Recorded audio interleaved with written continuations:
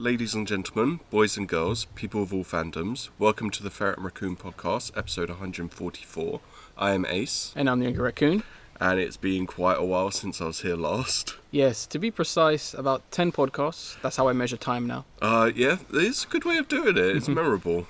But it's been so long, it feels interesting being back. Yes, and we should mention before anyone, goes mental or whatever, Ace is back mainly because we are recording outside in order to practice safe social distancing. Is the only way we can even be together.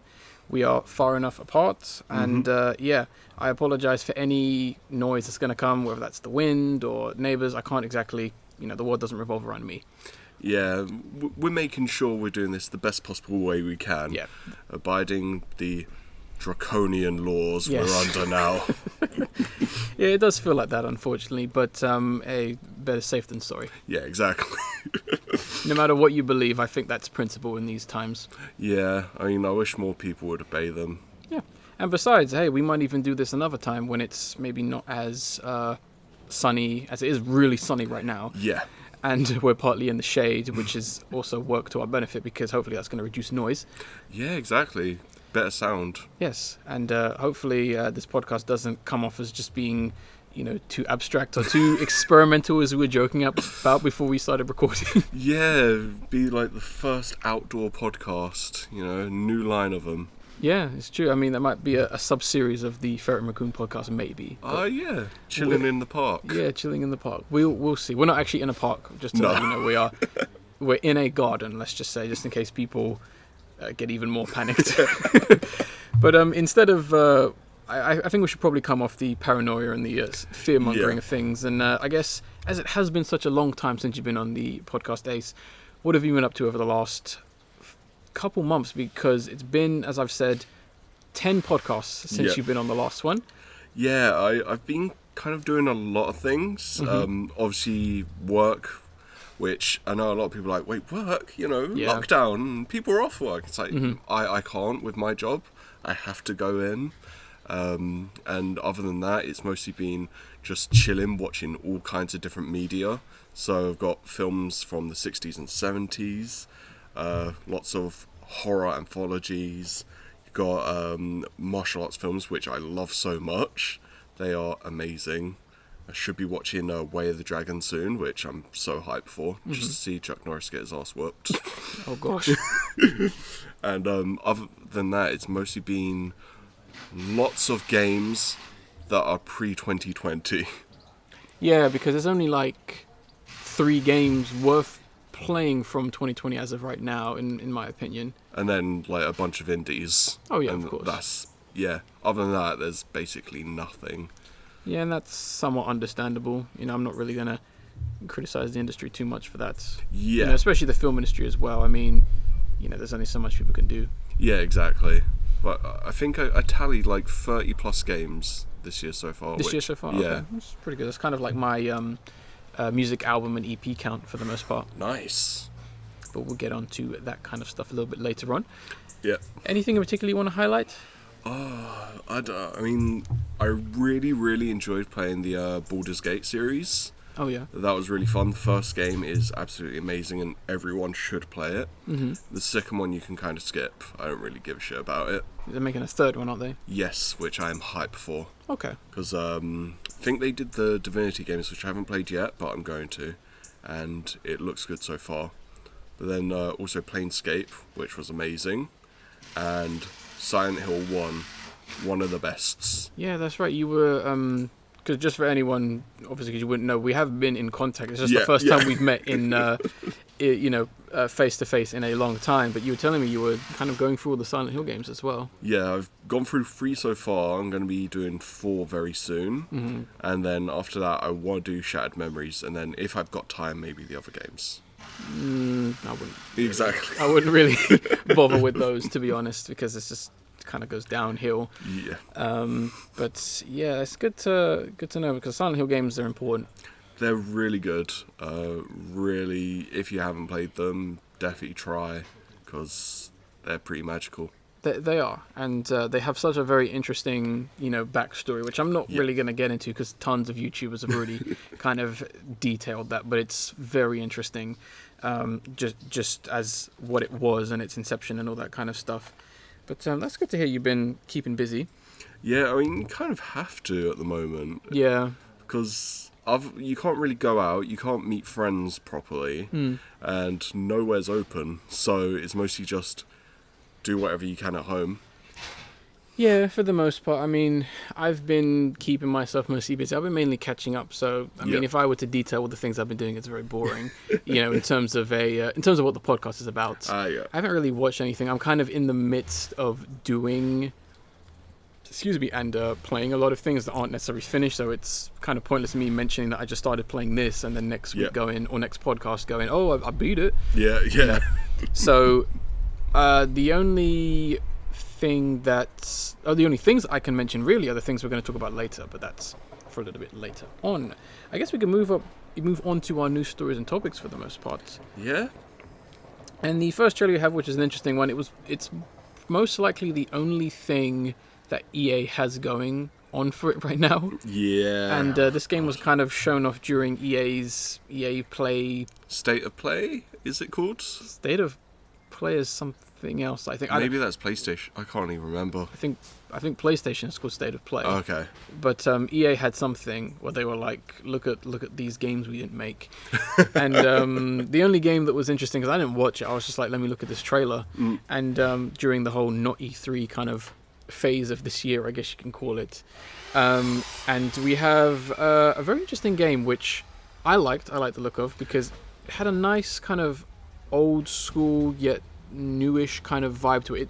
It looked like it had some great elements of inspiration coming from like early Tim Burton, Luckier Studios, who made like the Box Trolls, Paranorman, Alice Madness Returns. Literally, the first two thoughts for me was like a kind of hybrid of American McGee and Box Trolls. Yes. That was the first thing, and so aesthetically different to most other games, which is great. And I think that comes from the fact that it's rather twisted and exaggerated looking in like a good way. It doesn't feel like, let's say, Tim Burton, where it's very German expressionistic in some sense, and it doesn't feel like it's trying to be like too weird, like, oh, look how dark and creepy we are. It looks like it's very much its own kind of world, and it's just how things are. They clearly thought about the aesthetics for the game. It's not just, we're going to do realism.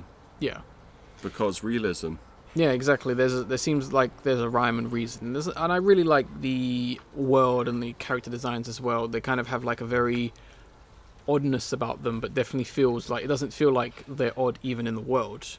Yeah. I mean, you kind of see like the dice that the main character has, and it's kind of got like, there's a body living in it, which is, it's very, very cute, but it's very like kind of creepy in some sense as well. That's the bit that got me on board most, like seeing that weird dice with the legs and like the eye and everything. I was like, I was hyped for that. It's a cool concept. I like it. I just hope that this game does get its due and kind of gets its audience.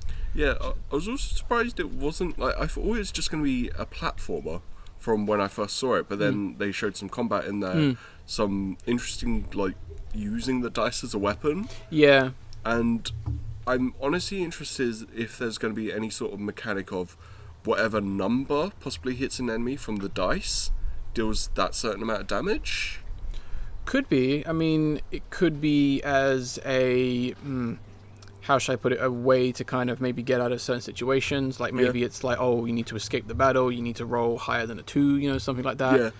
Maybe because I'd imagine this dice, because the world definitely seems to be about like decisions and how like the dice or these two dice kind of decide fate and decide the world and the order. Maybe with you having this dice, it has like a very omnipotent factor to, or a benefit to the main character having it. So it's like, hey, I need, like I said before, I need a 6, and then I can, get a good hit, or I need this or that, or whatever you want to call it. And that is just a regular plane that goes over my house, which no one knows why, but they're most likely looking for terrorists. I will specify that. It goes over twice a day. Jeez. Yeah, so I apologize for that sound. There is nothing I can do because the war on terrorism still rages on. The weird thing is it looks like a World War II-ish plane. Yeah, that's a suspicious thing. That's bizarre. Yeah. Okay. Yeah, so just for a little bit of context. There's no point ignoring that. Now we just have to have a weird jazzy like drum solo. Yeah, like it's Birdman. Yeah. Yeah, exactly. Just to complete the weirdness. Yeah, but I'm liking the look of it. I really hope that this game kind of like I said, kind of gets its audience and gets the kind of thing, because I know it's very competent. Yeah, exactly. It's interesting and different, and I like things that are interesting, because that makes me interesting. That's a very hipster thing to say. I was thinking that thing from Goosebumps. The line from the episode Ghost Beach. Yeah. Oh, I like interesting things because they interest me, or something like that. Oh God. And as soon as it came to my head, I had to say it. Yeah, because I'm interested in things. Yeah. Writing 101, guys. Oh God. I think moving on to something else interesting. Yes, I think you should cover this one. Yeah, so big time fan of the franchise, Pokemon, very indie, don't know too much about it. Yeah, it just started, right? Exactly. And there was this fantastic kind of on-rail shooter in the 90s. I think it was 99 or 2000. 99, I believe. So very much after the success of Doom. Yes, definitely. Called Pokemon Snap. And it has been a massive cult following, had a massive cult following, and people were very surprised when on stuff like the Wii or the Wii U, it never received a sequel, specifically because how those would work so well with it. Exactly, the motion tracking and and the controllers. Yeah. However, they've recently given a trailer for a new Pokemon Snap, with that being its literal title, for the Switch. And that looks great. And again, the system works in its benefit. Yes, I am so glad it's not an app for a phone. I know, considering the other Pokemon stuff announced. That would have killed my hype big time. Because a game like that does not need to be... Like, that's something EA would do. So that's something EA has done, excuse me. And Konami and some of the other ones we don't really want to talk about. But it's been 20 years since the last game, as you mentioned. I know. Just over 20 years. And following those decades, hundreds of Pokemon have been created. I'm both giddy with excitement and shuddering about how big this game is going to be. Yeah. Or could be. Like, how many levels is it going to have? How many Pokemon will be featured? What environments? They showed a few. How many other ones? And that's not to mention updates that could just add more, add whole regions, add whole... whatever, I don't know what they want to do, islands, worlds, characters, who knows, especially when you look at the Animal Crossing New Horizons series, which is constantly getting free updates to just keep adding to the game, and that game is a collectathon. And with Pokemon Sword and Shield having their expansions, which one has just come out, so... It's the key word is no limitations. Yeah, they're changing, they're doing interesting things. I'm not going to do the quote again. Yeah, and I mean, although I know sometimes when limitations can be a very heavy word with video games, because obviously sometimes you can go too far. Yeah. And sometimes, the fact that there are no limitations, you can end up stretching out a really good idea, and then it just becomes, certain games that released this year. But it's very interesting because collectors and completionists are going to have a field day with this game. I can't wait. People are still having mental breakdowns because they didn't catch one bug in Animal Crossing. Imagine what they're going to be like when they do a perfect run and they miss one Pokemon. And it's the last Pokemon they have, and you have to do some cryptic stuff to get it. Yeah, especially because one of the things I remembered in the original was having to take pictures of the Pokemon monuments. And some of them you had to do a very specific thing to do, or not do something else in order to get them to appear.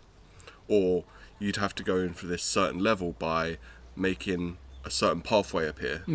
So, yeah, I'm excited. It could really test people's Pokemon knowledge. Yep. I can see the videos now, how to get the green path, and stuff like that. How to get my boy Diglett to pop up. Where is Diglett? I can't find him. Where's my Diglett cut? Damn it. Yeah. Release the Diglett cut. Oh boy, but that should be interesting. I am really excited because there's a lot of there's no limitations and there's a lot of potential here. Like the trailer itself, we're not necessarily talking about the trailer because it's pretty much a proof of concept for the most part. Yeah. But yeah, there's so much you can do. I know, and that water looks so nice. I just have to mention it. It's very summer like. They got the vibe down. Yeah. Which is awesome, and I can't wait. It was perfect that they're going to put it on Switch. It's another title and another situation that makes the Switch a real, wrecking force. I mean, excusing PC, when you talk about the gaming platforms, it's really just about Sony and Nintendo, and this is not a fanboy thing. It's just in comparison with taking into account variation, what people want, what people don't want, and how to present yourself. Them two are doing the best job, in my opinion. Yeah, they tend to have exclusives that people are actually interested in, and a variation of people, and that appeal to a variation of people, because obviously, unlike Microsoft, so to say, not everyone is interested in cyberpunk shooters, because that's, as I've mentioned a few times, that's kind of like their MO right now, is look at this cyberpunk thing that has a gun in it. Yeah. As opposed to Sony and Nintendo, who's like, look at these other games you can play that are different. Yeah, it's variety. It's variety, and that's what makes gaming as good as it is. It's variety and inspiration. Maybe if Xbox went back to its love of Western RPGs, like it did with the classic Xbox, maybe it might get a more niche market, a more interested one. You could argue that they may have already kind of, severed their ties with that, simply because, I mean, if you want to go back to the whole situation with Platinum Studios and Scalebound, when they were going to have that, and then obviously, for whatever reason, whether it's just lack of communication or creative differences, that game got cancelled. And it's ridiculous when you look at the fact that Microsoft is cancelling games like Scalebound while Sony is going, hey, look, we brought Ratchet and Clank back. Yeah, exactly. And also here's a third-person action game. Here's Gearbox's next game. Here's this slow, furry-inspired story, Life is Strange kind of thing that was in the main presentation. Oh, yeah, I remember that. That's something that you, as I mentioned in the podcast, that is something that would be seen for 5 seconds in a scissor reel. But Sony's like, no, some people would want to play this. Some people want to play Sackboy's Adventures, you know what I mean? Yeah, exactly. I mean, I had a lot of fond memories of Little Big Planet, so yeah. And that's why this trailer is worth talking about, and it's worth gushing about, not just for the fact that we are both Pokemon fans. Even if I hated Pokemon, I'd be like, yeah, that's a good idea. Even with a business mind, I'd go, that's a smart move. You've just made yourself 15 million. Yeah, exactly. It struck at the right time, especially because people are really enjoying that lax kind of casual gaming with Animal Crossing. So yeah, and it's about time it returns. Exactly. Honestly, speaking of time, we got to talk about the next trailer. Yeah, it's about time. It is about time. I've waited 7 years. Well, technically 20 once again. Another 20-year affair. I've done my waiting. All 20 years of it. And that is what a lot of people are saying, because the key word, Crash is back. Yeah. Finally back. We're talking about the trailer for Crash Bandicoot 4, It's About Time.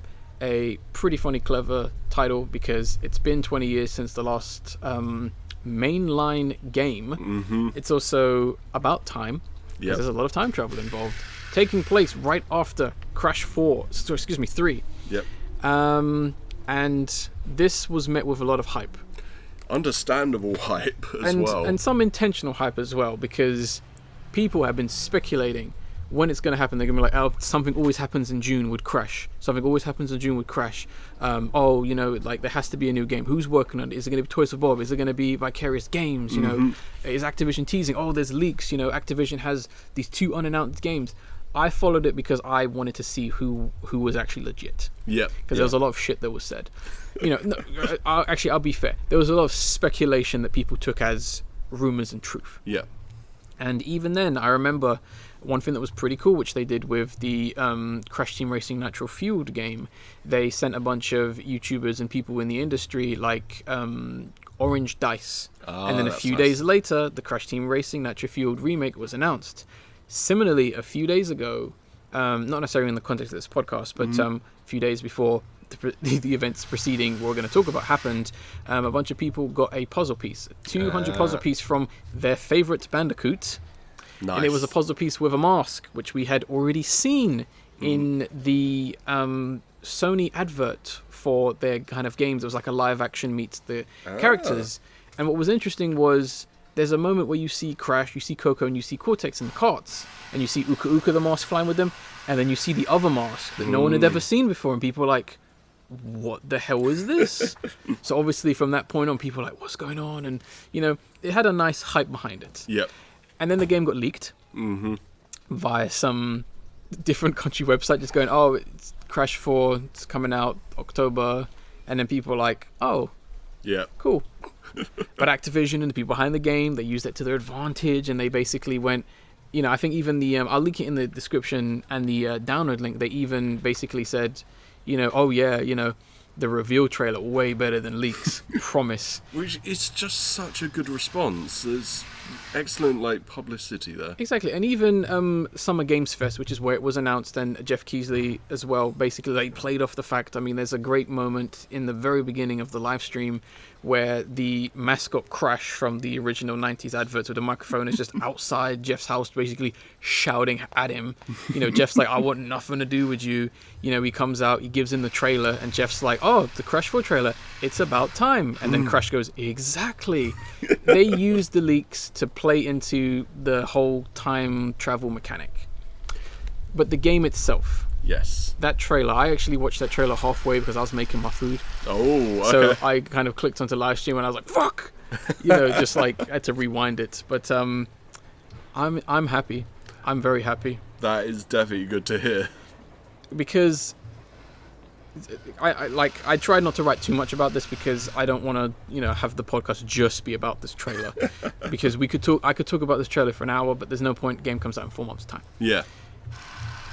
Everything they've done so far is so faithful, but also they've done the right things in my opinion. They did not necessarily go, which is where the Wrath of Cortex messed up, where they went, make it like Crash, do everything Crash did, and that game was poorly made and it was rushed and it just unfortunately just felt like Crash Bandicoot 4 on the PS2. Yeah, it didn't do anything new.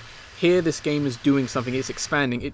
They're keeping it to be like the very you know, linear game the original games were, but it doesn't feel like necessarily how you put it, baby steps. Yeah, they're actually progressing with the game. Yes, I mean, you know, it's still linear side-scrolling, but the levels are like more open to explore. They're like more depth-filled. You know, like it's a really great concept. It's like on a much more 3D plane for that sense, and it is very interesting. Like I will get into that. There's only 2 things I don't like, and they're not things that have made me go cancel my pre-order.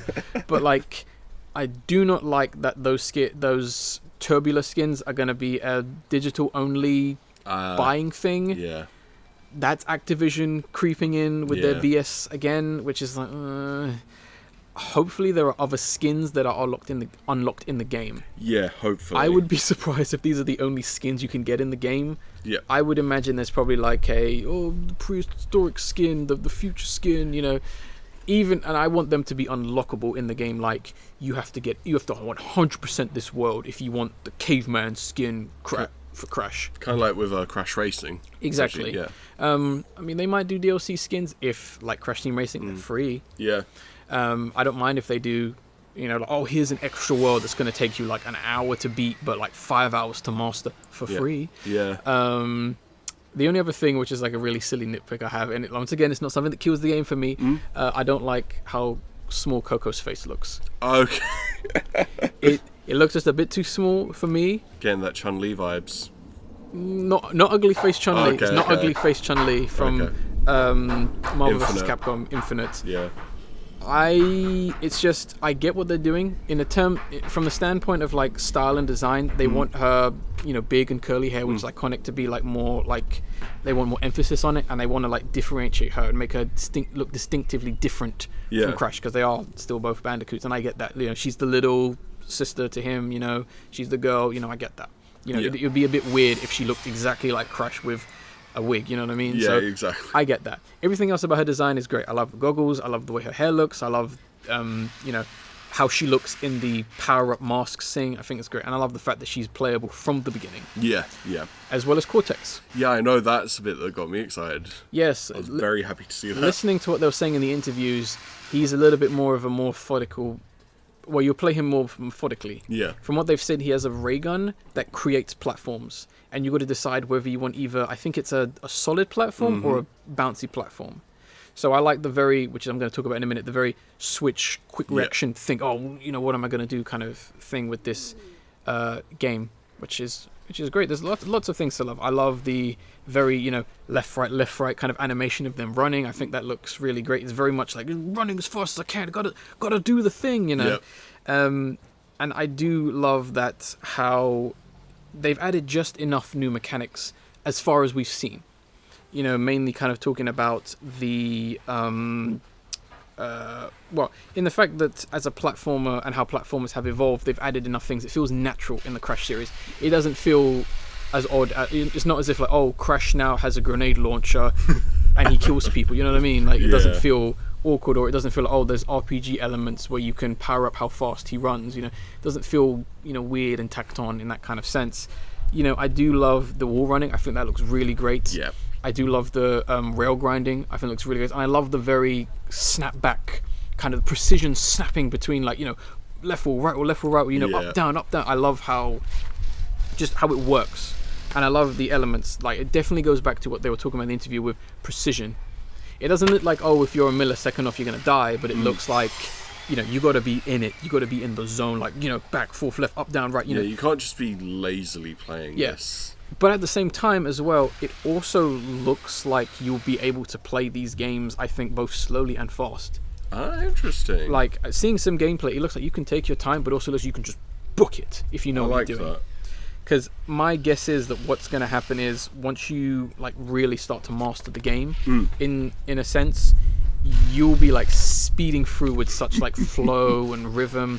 And, you know, kind of going back to that, like, as a good example with the gravity mask, the fact that you can just, like, go up, you know, no gravity. I love the fact that at some point, hopefully, it's going to be so satisfying to do a perfect run, no hits, every collectible, the perfect run just like that. And I think that's a very important thing for Crash, especially taking it forward, because in the original Crash games, you can make a mistake. You have the Aku mask, you know, you take your time. Like, the one thing the reason why there's so many rage compilations on the first Crash in particular is because people go, it's just like Mario, just gotta run and go. No.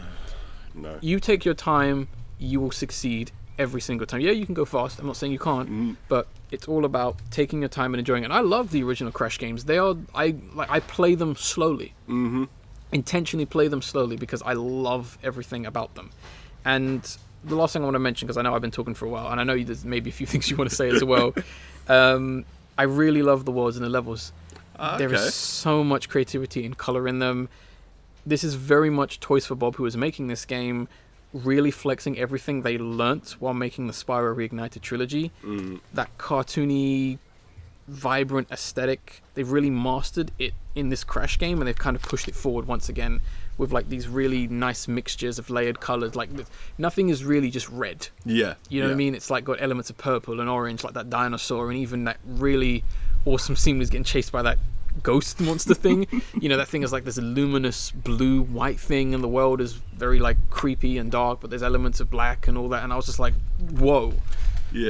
Like, that's one of the things, they really go in detail with this. It's just beautiful. I just need to see more. And I'm so happy it's a PS4 game as well. I think they would have shot themselves in the foot if they released it on PS5 now. Not to say that it can't exist on PS5, because it's Activision. I'm sure they'll re-release it. But I'm just really happy with this game. I hope that I hope it doesn't stumble in any way, like it's really short, or it gets bogged down with DLC or something like that.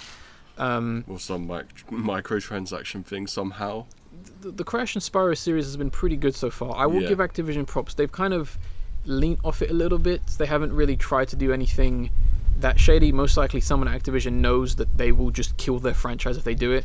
One thing I will give Activision props is they clearly have looked at EA and gone, let's not do that. Okay. So I'll give Activision that props, that, you know, benefit of the doubt. But I'm really happy. I just want it to be a nice long game. I want to beat the game in like 10 hours and then spend the next 20 mastering it and collecting it. I think I have two things to say. So one, like, negative, one positive. Negative, her face isn't small enough. Really? It needs to be smaller. Are you just saying that to spite me, or is that what you actually think? Really? How does... Okay, explain. No, I just want her face to be so tiny, so it's hilarious. No, you're messing with me.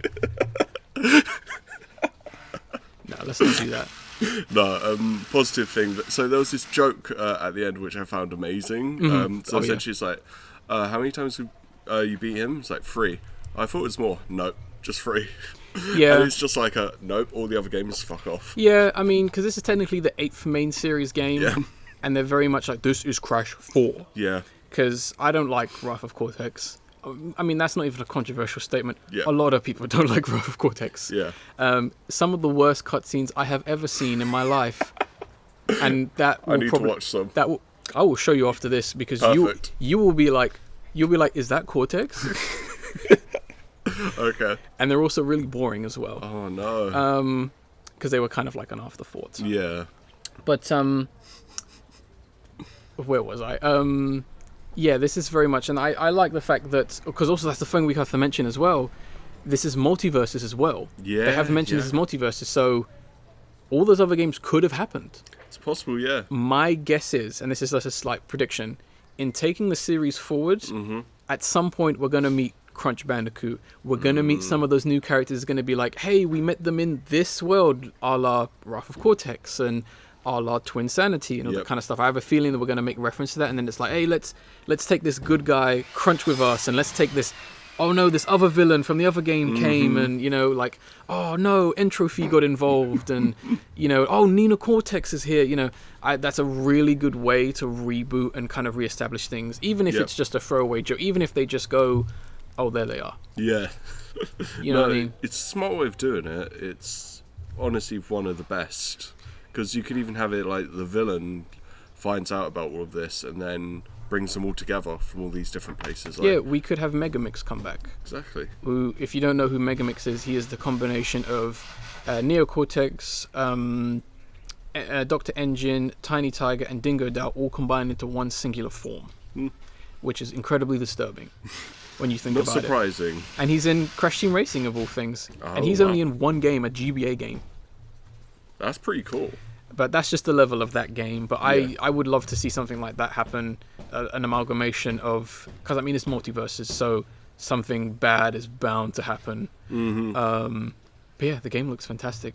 Yeah, very excited. Even more excited for everyone who's, like, massive Crash fans, that they're finally getting a new proper game. Yes, me and Owl have been hyping over this, and we're really happy about it. Yeah, I guess we can move on to some other trailers. We've got 2 more trailers we want to briefly talk about before we get to like the nice meat of this podcast.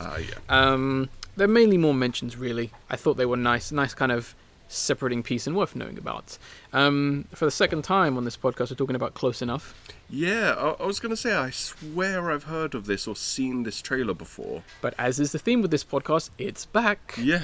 Close Enough, a animated series by J.D. Quintel, who originally created Regular Show on Cartoon Network. This was his show that, and I had to double check, this show is 3 years old. Jeez. It was, I honestly thought it got shelved forever. Yeah. Because TBS had it, shelved it, HBO wanted it, they took it back. And now I'm really happy that HBO is letting it see the light of day. It's basically roughly this. Nothing's changed because it's a 3-year-old show, and I want to talk about it because it's a 3-year-old show and it's back, and also kind of make fun of the fact that. Well, I also want to mention the one thing I am worried about it is that, given that it is 3 years old, I hope it's not outdated. Yeah. Because it could very easily be come across as super outdated. But that's one of the interesting things. It's almost like a time capsule.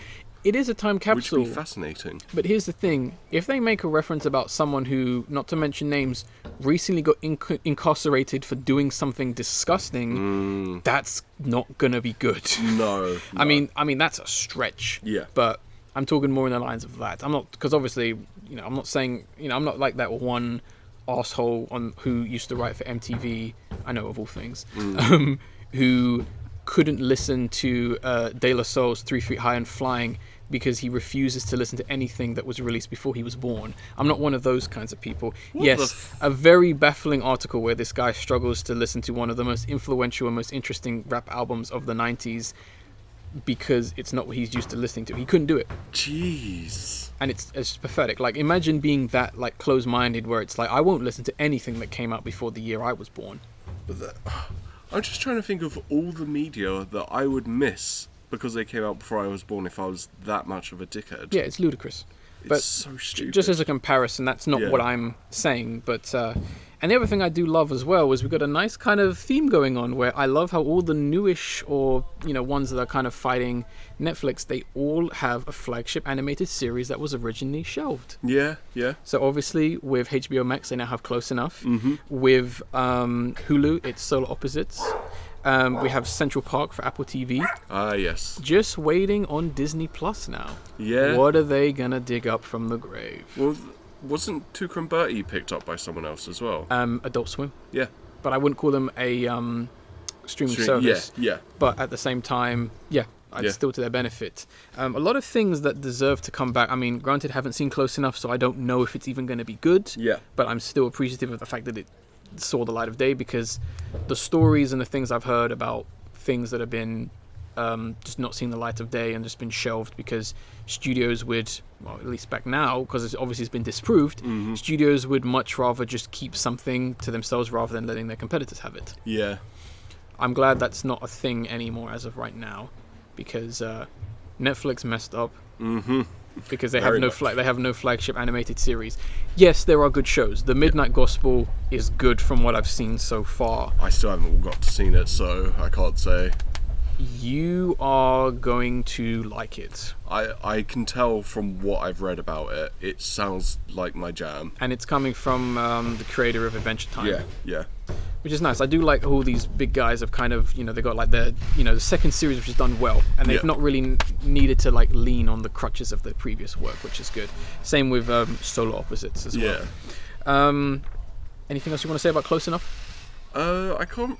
The only thing I really was saying is that I remembered some of the scenes from that trailer. Yeah, it's like deja vu. Yeah, and it was so bizarre, but the fact that we obviously had talked about it before makes sense now. Yeah. So I'm not going insane, and thank you, Close Enough, for showing me I'm not insane. Yes, exactly.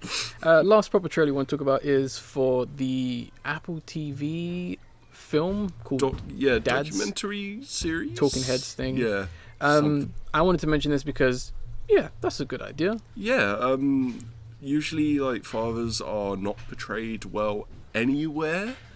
Especially if you ain't white. Yeah. I mean, the sheer amount of, like, deadbeat dads, all that kind of stuff that's shown in media is horrible, and it's good to promote good parenting or at and least good dads. Varied parenting. Yeah. And so it's just a good thing that this exists. Yes, it's honestly something that, because one thing that I thought, which is why it's very valuable, is the fact that, and it's something that I've been kind of doing research and learning about, is in a lot of places, mainly America, they don't teach you a damn thing about sex education or being a parent or being an adult. Yep. And there are a lot of people who unfortunately have to figure out how to be a parent. And I do feel that as well, not to get too political, but I do feel like there is a really nasty stigma against fathers, and there's like a really harsh pressure against like fathers, like, oh, if your son's messing up, it's the father's fault. And to see something that is coming from hopefully a positive place is really nice. And I will give whoever made this series, especially making it a nice varied talking head series where they have them standing behind coloured backgrounds, you have them kind of talking about the good things and hopefully the bad and the kind of tricky aspects like the teenage years in a very interesting light, because I'd imagine there are some parents who just are pulling their hair out, just kind of going like, what do I do? And also there's, so many other factors that, come into account, like people not having fathers or having terrible fathers and wanting to do the best for their children and all that kind of stuff. And I think the show's from Bryce Dallas Howard, and her father Ron Howard's actually in it. Are they? Okay. Yeah. I'm not really aware of them, but okay. Was she in Jurassic World? I can't remember. I think she was the main lady who he said was like a robot. Yeah, the moment I saw her, I was like, is that an android? Yeah. But you can see she's not, she actually emotes in this. Yeah. But the other thing I wanted to mention was that on the trailer, the actual YouTube page, it seems to have a third of it is dislikes. and I couldn't find out why. And again, is Conan O'Brien and Jimmy Fallon? Yeah. Maybe that's the reason. Maybe Possibly. people. I know some people really do not like them. Yeah. So maybe there's people going, "Oh, give me advice now to look after my kids." You know. But also, is it the stigma because it's a thing about dads? Again, people are like, dads? Why can't it be about mums? Possibly. I know people are very in this, kind of world. They are very much like, men don't matter. Yeah. I understand that there is a very harsh pushback against, if you're white and you're a man, you have had it easy your whole life. It doesn't matter. No one cares about you. Maybe. Yeah. I'm not gonna name names or point to any kind of person who's disliking this, but yeah, that is a bit weird. Yeah. Again, people, you can be intersectional and be positive at the same time. Yeah. Yeah. Don't get that hatred.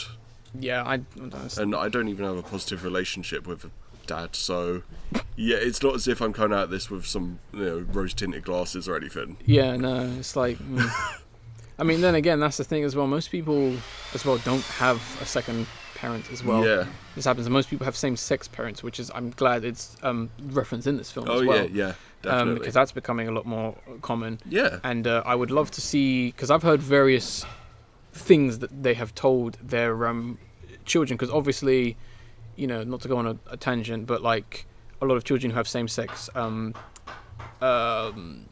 parents, obviously it's like, what do you tell the kids? Because obviously their friends all have a mum and a dad. You have two dads, you have two mums, what they say, and it's always very interesting to hear what they say and what they come up with, not necessarily lying, but how they refer to it, to children, which is always interesting. Because I have like worked with children, I usually tell, my kind of go-to is always, there's always two parents. There's always two parents. Sometimes it's two dads, sometimes it's two mums, sometimes it's a mum and a dad. Yeah. It's just always two, though. But yeah, that brings us to our discussion. Yes. And I'm interested. As is tradition, it is the best and the worst of 2020 so far. Yeah. Which is going to be a really hard one to go through. Yeah, it is. Mainly for me, because it's really hard to not talk about all 20 albums. Oh, wow. But, when we get to the end of the year, I'm going to be tearing my hair out going, which albums do I put on my top 10? Yeah. No, it's understandable. Yes. So we're going to be talking about some of our favourite and worst things so far this year. I understand that this year's mostly been bad. You could say that again. Mostly been lacking.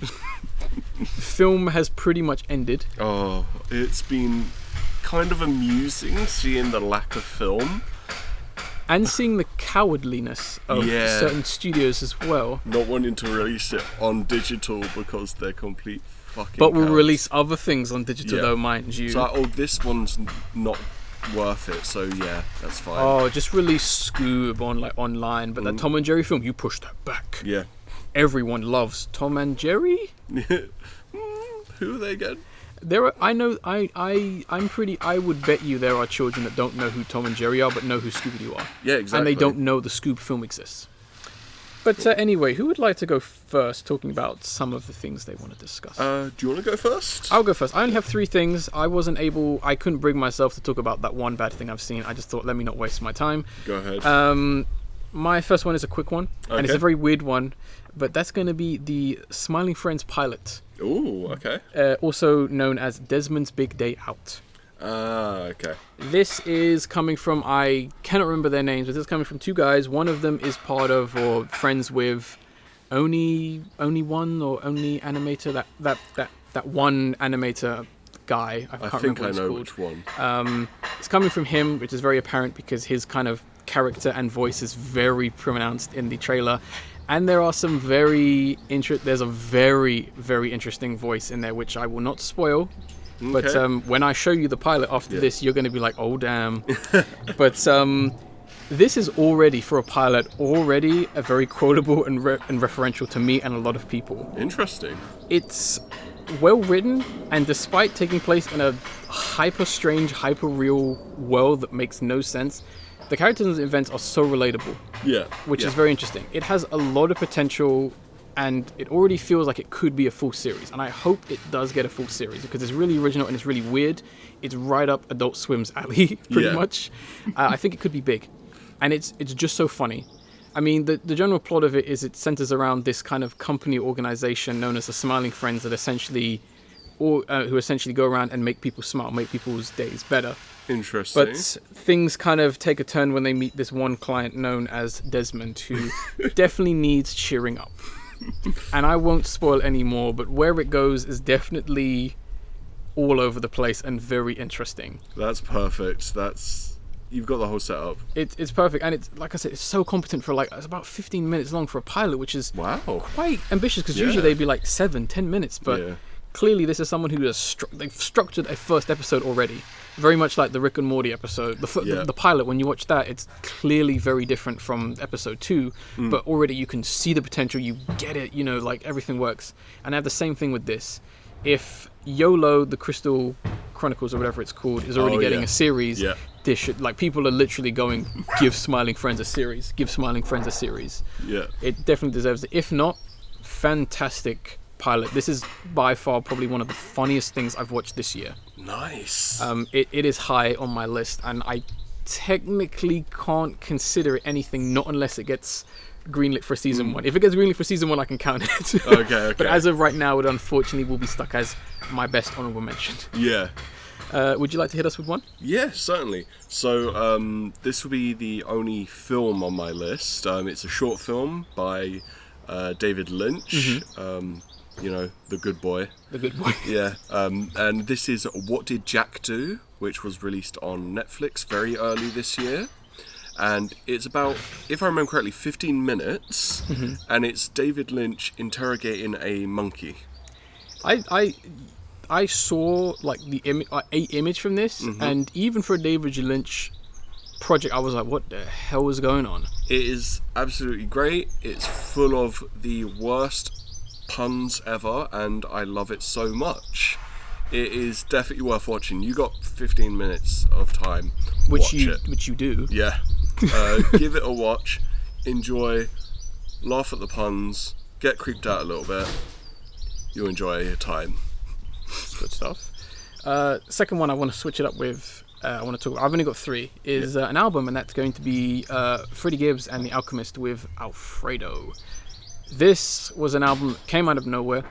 Did not expect that beat producer The Alchemist was going to team up with pretty hot right now rapper Freddie Gibbs, right off his last album, working with beat producer extraordinaire, the loop digger, the beat conductor himself, Madlib. He has many names. With an album already titled Alfredo, which essentially is the core theme of it. Kind of takes themes around the 80s and 90s Italian gangster films and culture, which is a very weird mix, but it also connects them narratively with Freddie and friends rapping about similarities between their past within the gangster kind of street kind of lives. And it all kind of works in this very strange, interesting, very short but enjoyable listen. It's just over 30 minutes long. Nice. And there are some very interesting voice samples of rather chilling chatter over these very sweet, relaxing and foreboding kind of dialogues ripped from films or whatever, counts of these, you can kind of imagine it counts of these very cigar smoking guys saying you better not be telling lies and stuff like that. That's the kind of stuff that gets you killed. And a very kind of creepy line about this one guy talking about how the reason he pushes cocaine is because he loves the fact that there's going to be a woman strung out on crack, abandoning her family. She loves the fact that there's going to be people of darker pigmentation strung out on crack before they're even born, kind of referring to it by saying it makes his heart sink with joy. Wow. I don't know what that's from, but that's a very chilling line. Yeah, exactly. That's horrifying. Especially because I'm not going to quote it exactly, but yeah. And the instrumentals and that kind of interlaid throughout it definitely set the tone of this album, because this album very interestingly both speaks on both the past and the present, or more or less Freddie Gibbs and Friends' good life where they are right now. They are looking back on this old lifestyle, not necessarily in a positive way, but they are reminiscing on how those dark times essentially shaped them today and how they reflect on things and the contrasting things that happen. And there are some very great quotables and kind of ideas that kind of do kind of go back to this idea of kind of what I mentioned, or at least how I'm interpreting it. There is a great line on the song Something to Rap About, which features Tyler the Creator, where Freddie Gibbs basically says, which is a very clever line, I'm trying to live to 93 to see the old me. Wow. Which is a great line when you think about it, because he's obviously talking about back in 1993 when it was the old him, but now he wants to see the old him aged 93. Yeah. Which I think was a very great line, and I do love how he kind of talks about, in various ways, talks about what he's done. Like, he makes constant references to the fact that he says, my name is cocaine. I sold so much cocaine. It pretty much is my name. And there are some great lines, and even Tyler's verse on Something to Rap About is great. He has this perfect line where he literally says, Freddie sent me this shit, referring to the beats. It sounds like the boat I haven't bought yet. Ooh. And there's, Tyler kind of reminisces about like where he was literally saying, I used to be a goblin under them bridges, now I'm a businessman. Which is a great line, kind of going back to his very first album, and now, he's this multi-millionaire creative guy, and kind of talking about how he doesn't miss school and how, he hates those times, but he's also like, but at the same time kind of bringing it back to that boat he hasn't bought yet. Yeah. Which is a nice kind of way to paraphrase things. And even biggest surprise as well in terms of features was Rick Ross. Oh, wow. The guy everyone knows from that awful music video for Suicide Squad. Yeah. Academy Award-winning Suicide Squad, excuse me. And Angers. he has some great lines on that, surprisingly enough. Probably the best line from his. He even starts his verse off by saying, you need a dictionary before you write your raps. But there's a great line which I was shocked that someone like Rick Ross even said in terms of describing himself and describing potential, where he basically says, Peter Parker, but I've yet to reach my pinnacle. Oh, wow. And I was like, damn, that's a good line.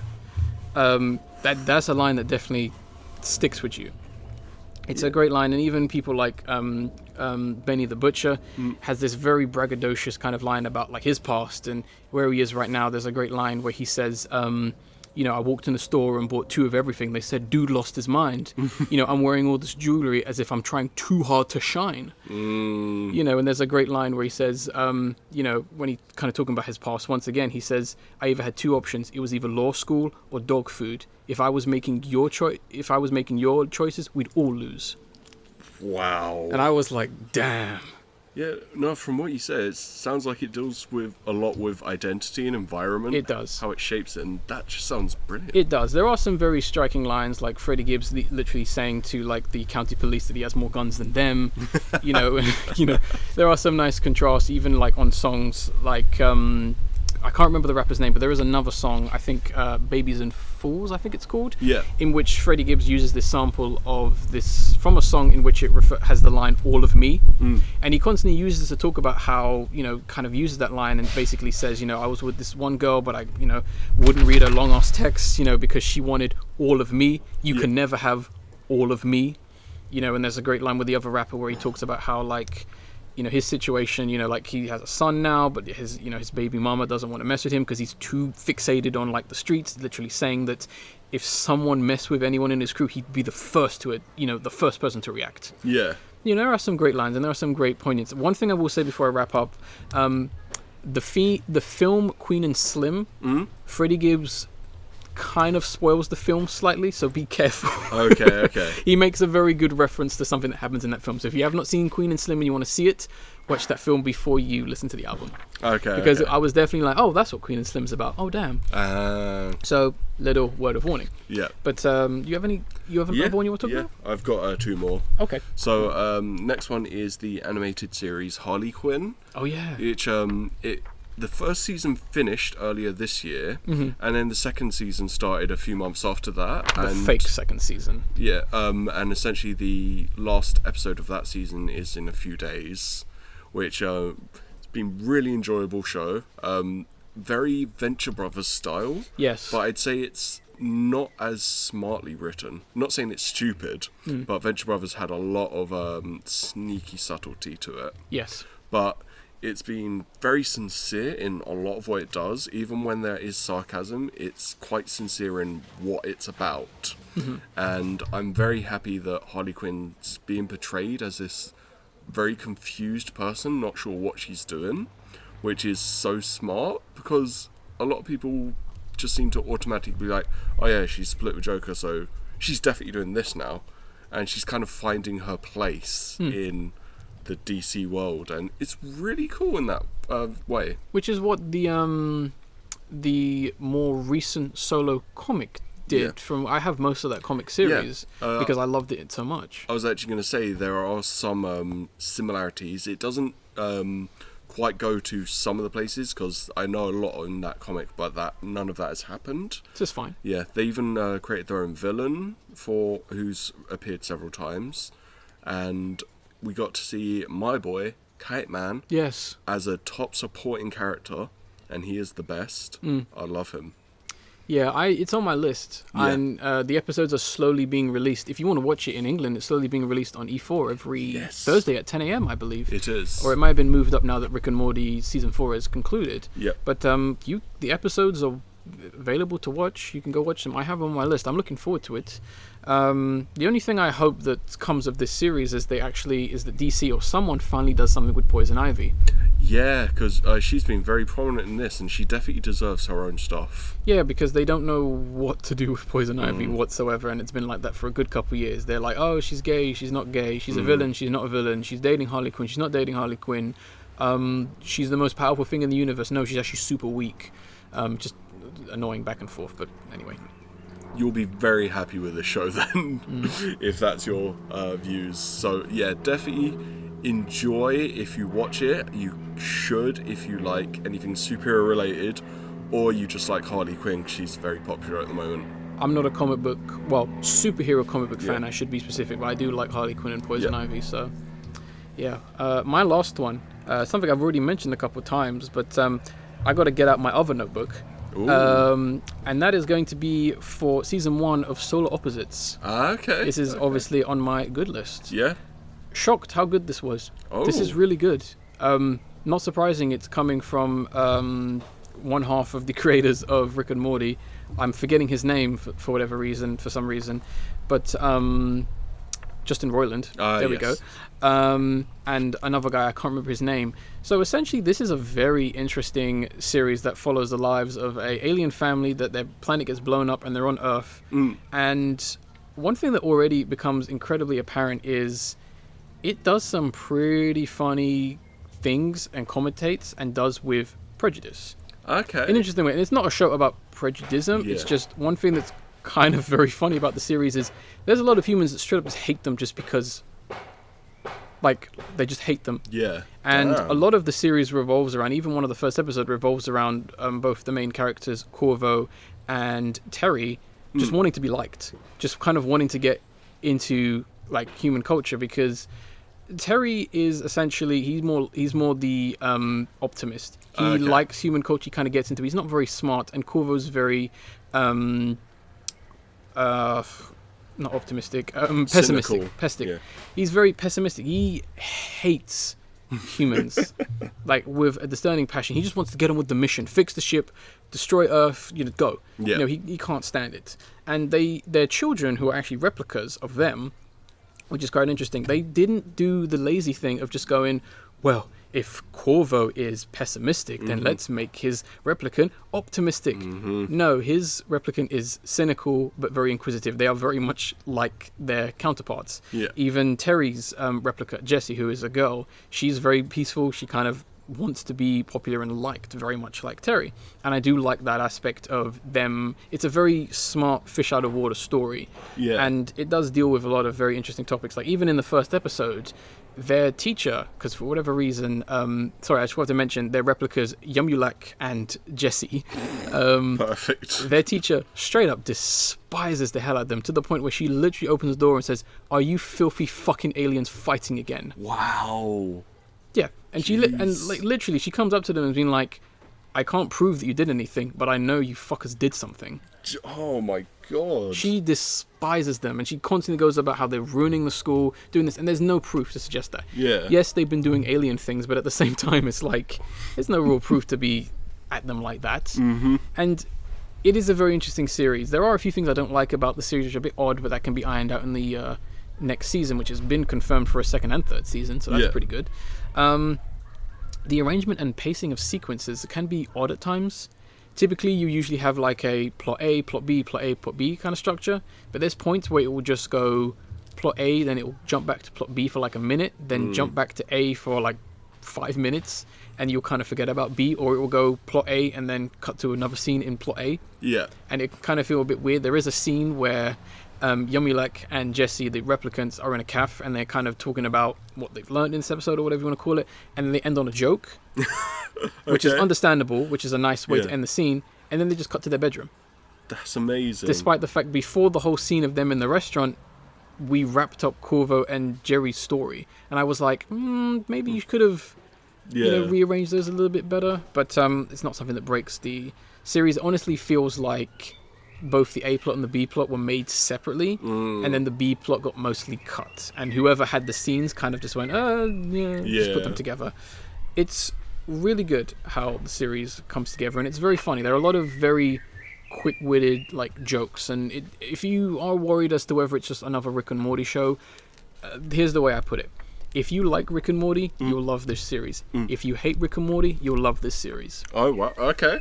It doesn't focus on like their technology and their science. It's very much like they just have a shrink ray. Yeah. It just works. Like Corvo makes a machine that can create fictional characters. It just does it. Nice. He just presses a bunch of buttons and that's done. There is like technical limbo, but it's slightly played off of a more comedic sense. Yeah. Where it's like, I got a and like that's not the joke. It's just how Corvo is. He's technically minded. You know, he wants to fix the spaceship. It is great. It is a really funny series. There are a lot of very funny lines and concept. There was a very interesting episode where they talked about the very dangerous topic, and they mention the fact of how dangerous it is of gender politics. Okay. And they talk about it in a very interesting way, where they basically kind of they make a very funny joke at the beginning where their teacher is like, girls, I want you to go out and break the glass ceiling and then write about how you broke the glass ceiling. And then Yummy, like, who is a male alien, is like, Miss, what do like the males do? And she's like, I don't know, draw a lightsaber. You might as well figure out that life's pretty much easy for you already. Okay. And it was like, that just defeats the whole point. You know, there's a lot of funny stuff, and you do find out there's a very funny line where Jesse says, when I chose to be a girl, I thought that meant I get the better Happy Meal toys. To which Yummy like goes, I tried to tell you that it wouldn't be easy the moment I decided to be a male, and I automatically was right. You know, there's a lot of really silly stuff, and it's a very quick-witted show. There's a lot of stuff where you have to double take and go, did he just say that? Yeah.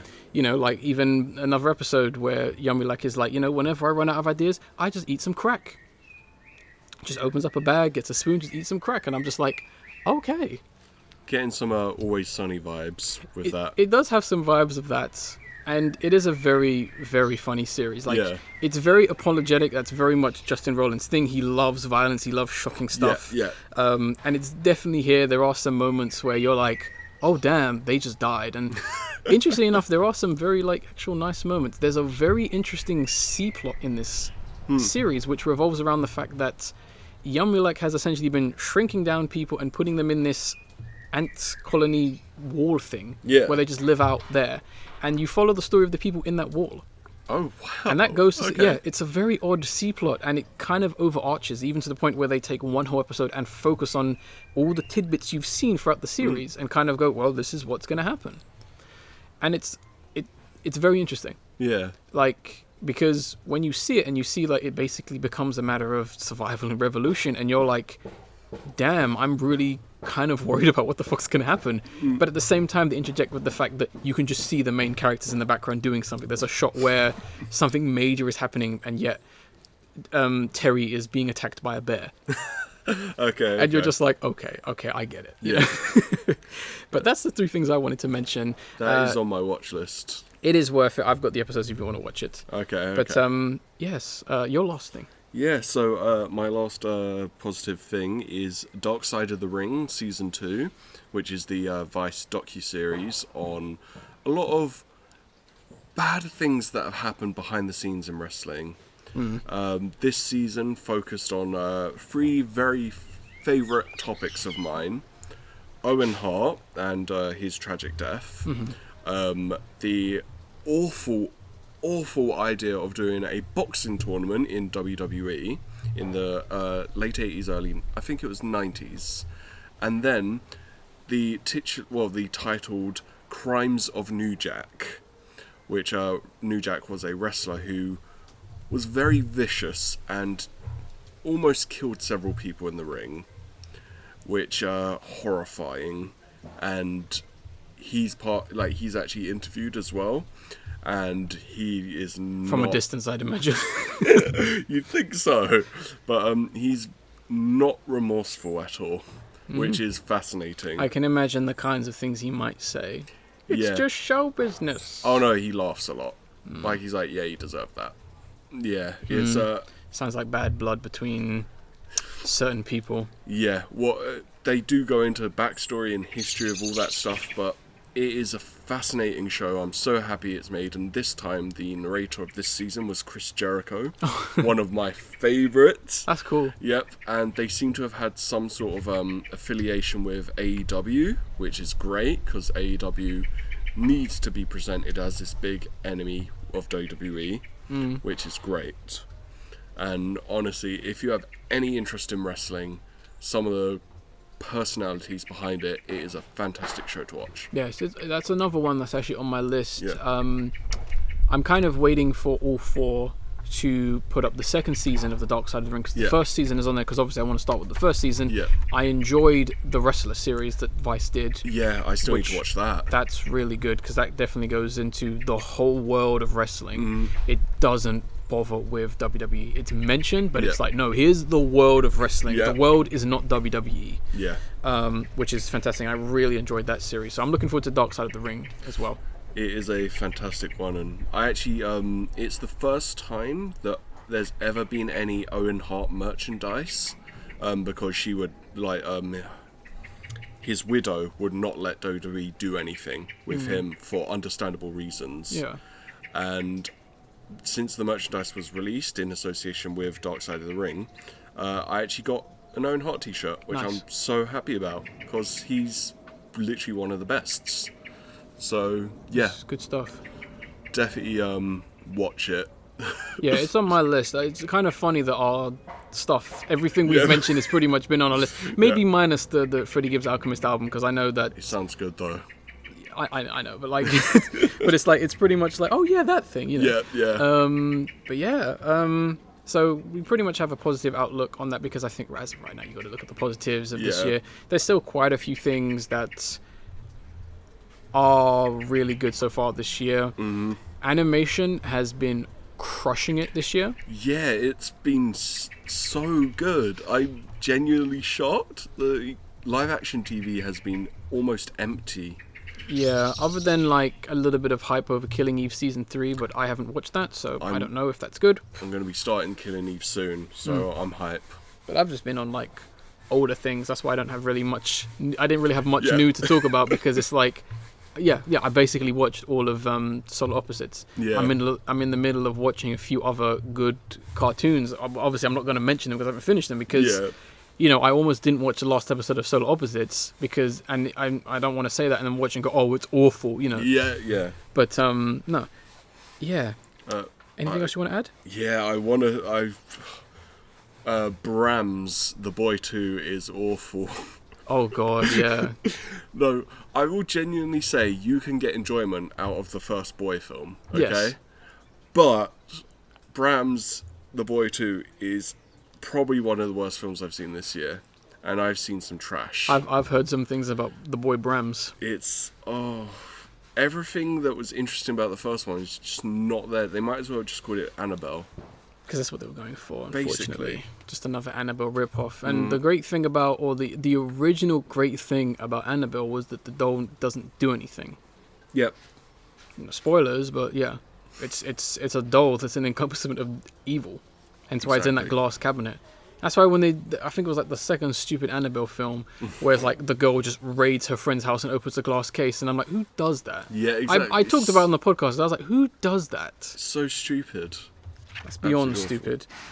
But yeah, that's pretty much going to be our discussion. We would highly recommend everything we talked about on this podcast and everything we mentioned, except for the boy 2. Don't bother with the boy 2. Don't bother with the boy 2. And that's going to leave us with the video of the episode, which is going to be Idols with Grounds. Not the most exciting title. Yeah. Not necessarily the most exciting music video. but boy, does it have a punch. I think people needed this music video. I think people need the band Idols as of right now. I just love what is being said in this music video because it's all true. It's all, you got to look at things in that perspective, and hopefully you guys enjoy it because it is great. And I think it's a nice kind of way to wrap up things on this podcast. Yeah, definitely.